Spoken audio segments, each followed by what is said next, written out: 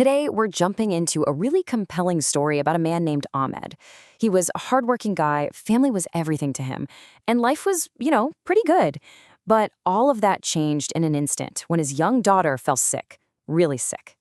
And his search for a cure would take him down a path of faith, some pretty shocking deception, and an incredible discovery. So let's get into it. It all kicked off with a high fever for his daughter, Aisha. A doctor would give her some medicine, the fever would break, but then it would just come roaring right back.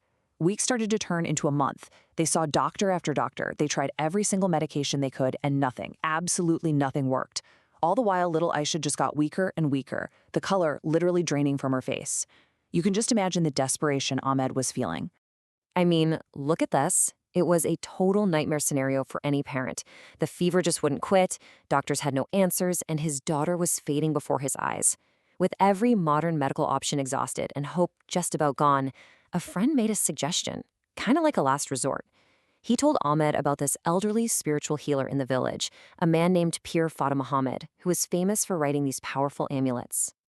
And that was the Pir's diagnosis: the evil eye. For Ahmed, who had just been hearing "we don't know" from all the doctors, these words were, they were terrifying, but they were also a lifeline. For the first time, he had a name for what was wrong, an enemy he could fight. And the Pir said he could help. He just needed to write a very specific, very special amulet, or taweez, to fight this curse. So, of course, Ahmed goes to see him, and the Pir, this elderly man with a long white beard, he writes out this taweez on a little piece of paper.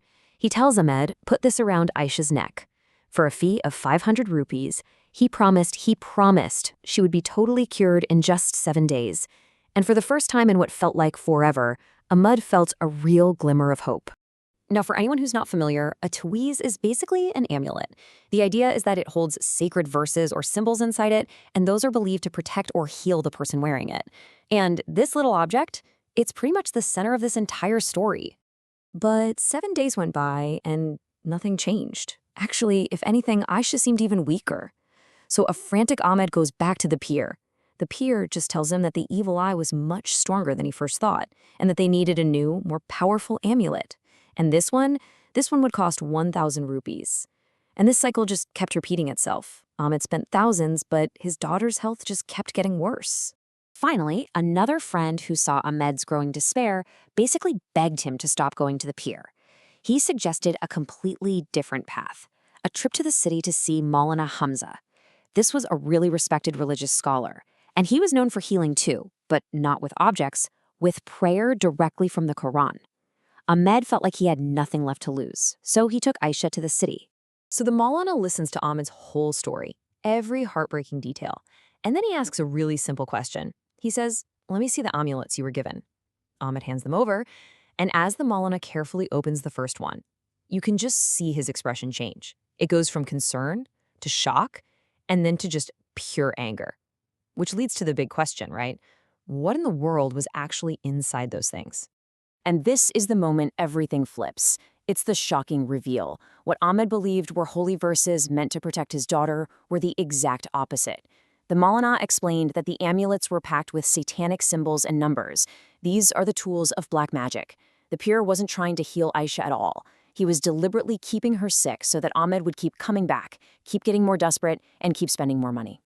The Maulana's solution was completely different. There were no secret objects, no hidden fees. His instructions were simple. First, get rid of those cursed amulets. Destroy them. Then, he himself recited powerful, protective verses from the Quran over Aisha and blessed some water for her to drink. And the most important part? He told Ahmed to put his trust in God's mercy, not in some magical object. And the results? It was incredible.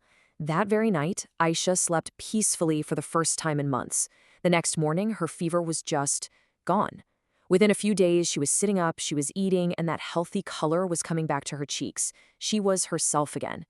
For Ahmed and his wife, the relief was so huge, they just broke down in tears. Now, Ahmed was beyond furious. I mean, he wanted to go straight to the police, expose the Pir for the fraud and the sorcerer that he was. But the Maulana suggested a different plan, a clever one. He told Ahmed to go back to the Pir one last time, but this time he should pretend Aisha was cured by the amulet and just see what the Pir would do. So that's what Ahmed did. He went back and he thanked the peer, telling him the last amulet worked like a charm. And you could just see the greed light up in the peer's eyes. He immediately took all the credit and said that to keep Aisha safe, she'd now need an even stronger amulet, and this one would be 2,000 rupees. And that's when Ahmed dropped the bombshell. He looked him in the eye and said, "I know you're using black magic." The peer's face just went completely white. And then, just when you think you know where this is going, the story takes a massive twist. Cornered, terrified, the parrot confesses. But it's not what you'd expect. He claims he was forced to do all of it, that he himself was under a spell, a victim of some darker power that he couldn't control. He told them his story. Years ago, after his wife died suddenly, a stranger approached him while he was drowning in grief. This man promised he could bring her back, but instead, he gave the peer a cursed amulet, and that amulet put him under a powerful spell. Ever since that day, he'd been a puppet, forced to perform black magic by a sorcerer he never even saw again. His own grief and desperation had been weaponized against him. And this all leads us to the real heart of the story, the line between real faith and dangerous superstition. In an incredible act of compassion, the Maulana and Ahmed decided to help the pair. They found the controlling amulet he was forced to wear, and they burned it. And as it turned to ash, the peer screamed as if something was being torn from him, and the curse was broken. He was free. From that day on, he repented, he gave up magic completely, and spent the rest of his days just praying in the mosque, seeking forgiveness. So, when you really break it all down, it's pretty clear, isn't it? You've got these two totally different paths. On one side, you have the Per's way. It's all about secretive objects, transactions, and black magic, and the result was just more and more sickness.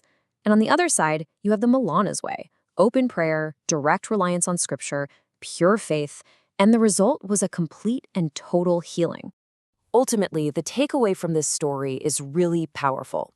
It's a cautionary tale, right? It shows that relying on charms, on objects, on superstition, well, it's a dangerous path that can be so easily exploited. True strength and true protection, as this story concludes, come from direct faith and trust. So yeah, this is a story about deception for sure, but it's also a story about redemption.